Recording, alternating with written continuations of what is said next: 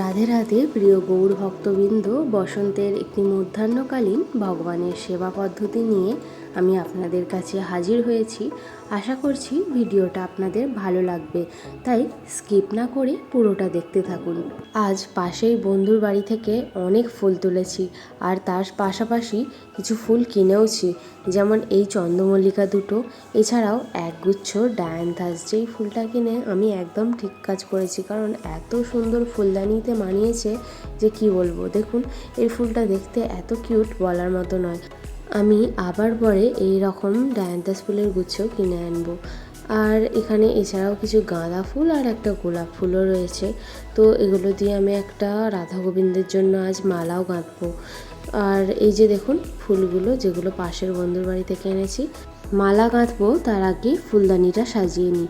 আমি জানেন এই গাছ আমাদের ছাদে বসিয়েছিলাম, কিন্তু ঠিকঠাক পরিচর্যার কারণে গাছটা হয়ে ওঠেনি।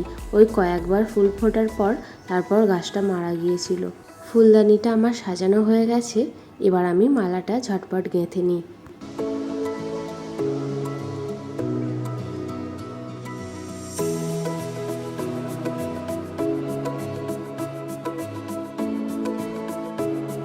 এই যে এই মালাটা আমি এইমাত্র গাঁথলাম, কেমন হয়েছে বলুন তো। মাঝখানে ওই গোলাপ ফুলটা দিয়েছি, এছাড়াও সাদা ফুলগুলো হলো টগর, আর কিছু গাঁদা আর নয়নতারা ফুল দিয়ে এই মালাটা গাঁথা। খুব ভালো লাগছে। প্রথমে তো আমি ছোট গেঁথে ফেলেছিলাম, তারপর আবার একটু বড় করে মালাটা গাঁথলাম। এই যে আমাদের রাধা গোবিন্দকে আমি পরিয়ে দিয়েছি। গোপালের জন্য আর মালা করিনি, কারণ আমাদের গোপাল এত ছোট যে একটা ফুল দিলেই ঢেকে যায়। তো এখানে আমি একটা চন্দ্রমল্লিকা দিয়ে সুন্দর করে গোপালকে সাজিয়ে দিলাম, এবং রাধা গোবিন্দের চরণেও একটা চন্দ্রমল্লিকা ফুল দিলাম। আর রাধারানীর হাতে যেই ছোট্ট ফুলটা রয়েছে, ওটা চন্দ্রমল্লিকার একটা কুঁড়ি। কেমন লাগছে রাধা গোবিন্দকে কমেন্টে জানাতে ভুলবেন না। এবার আমি তুলসী চন্দন দেব, তার জন্য চন্দন ঘষে নিয়েছি। আর এখন তুলসী পাতাগুলো দিয়ে এক এক করে শ্রীকৃষ্ণের চরণে, রাধারানীর হাতে এবং গোপালের মাথায় আমি তুলসী চন্দনগুলো দিয়ে দেব। এছাড়াও গীতাতেও আমি একটি করে তুলসী চন্দন দিয়ে থাকি।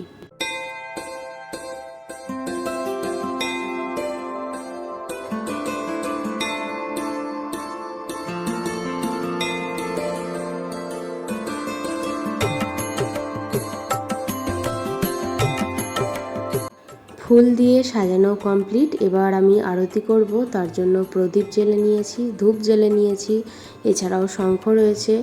এছাড়াও আরও একটি এই যে ছোটো মতো ধূপটা জ্বালছি, এর নাম পূজা ধূপ, এটা জ্বালছি। আর এটা হলো পঞ্চবতী ধূপ। তো আমি এই 3 রকমের ধূপ জ্বেলে নিয়েছি। এবার আমি আরতি করব।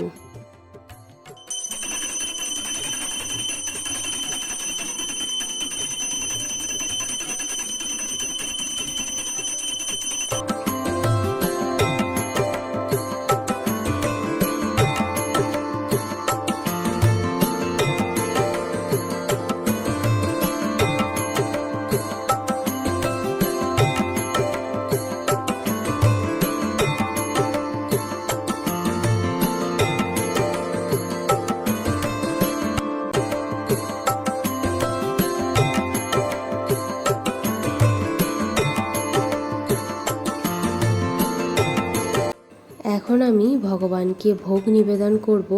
আর এই যে সোনপাপড়ি এনেছি, এগুলোই ভগবানকে আজ দেব। প্লেটে সুন্দর করে সাজিয়ে, আর রাধা গোবিন্দের প্লেটে আর গোপালের প্লেটে তুলসী পাতা দিয়ে দিলাম। 5টা প্লেট সাজিয়েছি, একটা দেব রাধা গোবিন্দকে, প্রথমে আমি গোপালকে দিলাম, তারপর রাধা গোবিন্দকে। আর এছাড়াও এইদিকে যে আমাদের মহাদেবের এদিকে একটা প্লেট দিই। এবার জলগুলোও দিয়ে দিলাম। ভগবানকে ভোগ নিবেদন করার পর অবশ্যই একটা আসন পেতে দেবেন। পারলে আসনে কিছু ফুলও ছড়িয়ে দিতে পারেন, যদি আপনাদের গাছের ফুল তোলা থাকে, অথবা কেনা ফুল, যেখান থেকেই ফুল আনুন না কেন, ফুল যদি বেশি হয়ে থাকে আসনের ওপর একটু ছড়িয়ে দেবেন। আর ভগবানের সেবার সময় অবশ্যই পরিপাটি হয়ে ভগবানের সেবা করতে হয়। স্নান সেরে শুদ্ধ বস্ত্র ধারণ করে, তুলসী মালা ধারণ করে, তিলক ধারণ করতে পারেন। এছাড়া আপনারা চেষ্টা করবেন মাথায় যেন কাপড়টা দেওয়া থাকে বা একটা ওড়না ব্যবহার করার।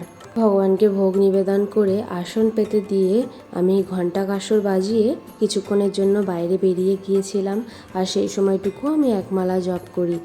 তো বন্ধুরা, বসন্তের এই মধ্যাহ্নকালীন ভগবানের সেবা পদ্ধতিটি এই পর্যন্তই ছিল। ভিডিওটি আপনাদের যদি ভালো লাগে একটা লাইক করবেন, চ্যানেলে নতুন হয়ে থাকলে চ্যানেলটিকে সাবস্ক্রাইব করতে ভুলবেন না। দেখা হচ্ছে আমার পরবর্তী ভিডিওতে। ভালো থাকবেন, সুস্থ থাকবেন। রাধে রাধে, হরে কৃষ্ণা, হরি বল।